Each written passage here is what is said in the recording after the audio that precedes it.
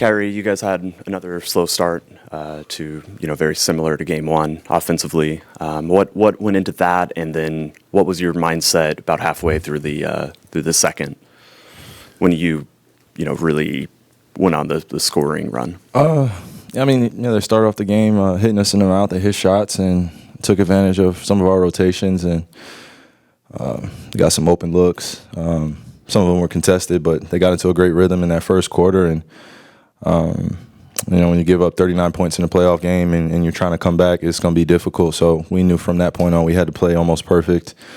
We dug ourselves in a hole, so it was no time to complain about it or look to each other for any excuses. It was just, time to get it going. Fell short, but, this is kind of a consistent thing in this series so far in 2 games, where Kawhi doesn't play again, and then we're just, kind of dealing with the barrage of James Harden and Paul George getting off. And, so we obviously learned from the first time it happened, but I guess we need to go through it a second time as a team. And, don't mistake my laughter for taking it any lightly or anything less or serious. But, in a basketball game like this, it's tough to give a great team like that 39 points and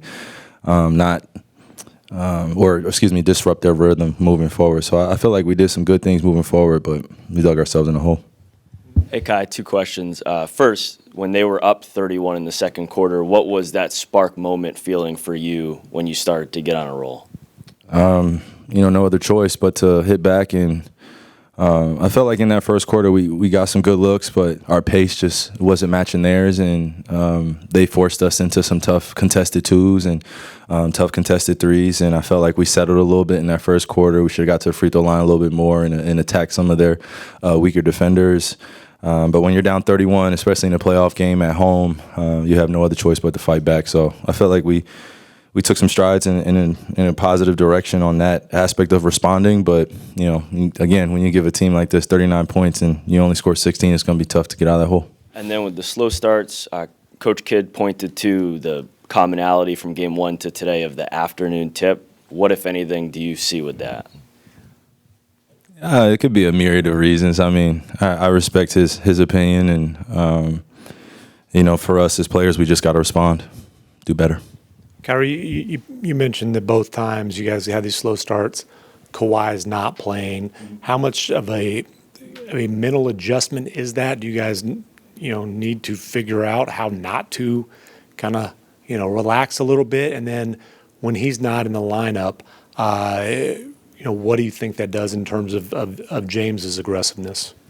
Yeah, when Kawhi's not in the lineup, you can see that almost they're different players to a certain degree. I don't want to disrespect their talent, but I think they play with a little bit more liberation, and they take a lot more tough shots. When Kawhi's out there, I think they're looking to be efficient. They're looking to get each other going a little bit more. But for the second straight game where Kawhi's not playing, we come out, and I don't think we were prepared for some of the shots that they were taking. These are some of the greatest players to play all time, and they know that their back is against the wall, down 2-1. So as me as one of the leaders of the team, I just got to do a better job of preparing our guys and just being honest and upfront with them about what these guys are going to look to do. And then we do our best to stop them. So the adjustments came, game 3, and then they made adjustments game 4. And I think, again, it just is a reflection of just our preparation when we come into games like this where we know that they're just going to be playing like with nothing to lose almost. When I see PG take a head fake 3, step back, and it goes all net, he's having a heck of a night. And when he starts off that way, you got to kind of cool him down. And I don't think we did that enough tonight. And then, obviously, the slow starts, Luka tends to be dominant in the first quarter. That kind of tends to be his quarter. And, you get more in the flow as the game goes on. Do you feel like you need to be more assertive early in these games? I think I could be a better reader of the game. I'm always hypercritical of my game anyway. So to start off games like tonight, I kind of had the mentality just to come in and allow the game to come to me. And I said it the other night, but I think the difference probably in the first quarter tonight was just their aggressiveness on my pick and rolls, and then also forcing me to go or funneling me to go to a certain area where there are a lot of guys and our spacing wasn't that great. So I was just making reads, and I didn't hit my first few shots in the first quarter, so no time to get down on myself and get down on my teammates. We just started off the first quarter. When you have 16 points, it seems like it could be torture when you're out there and as a defender and you see them scoring 39 points. It could throw you off your game a little bit, and you start pressing. And that's one thing that I know is one of the bad habits of teams across the league is when you go down in a stretch, you start forcing shots, and then the league starts to explode a little bit.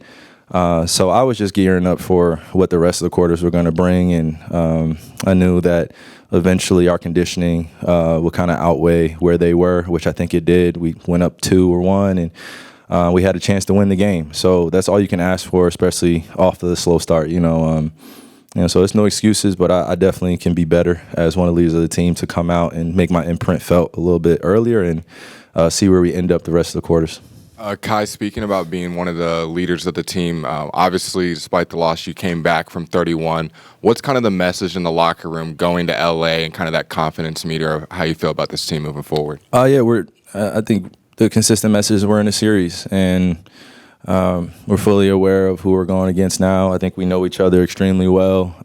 We know each other's plays. We know each other's adjustments, and I think you're going to see a high-level chess match Game 5 in L.A. I'm not thinking about stealing a game. I'm thinking about winning a game and finishing out the series. So that's just the focus right now, pretty consistent. Kyrie, I understand that when you're playing the game, you're focused on the game, not just one player.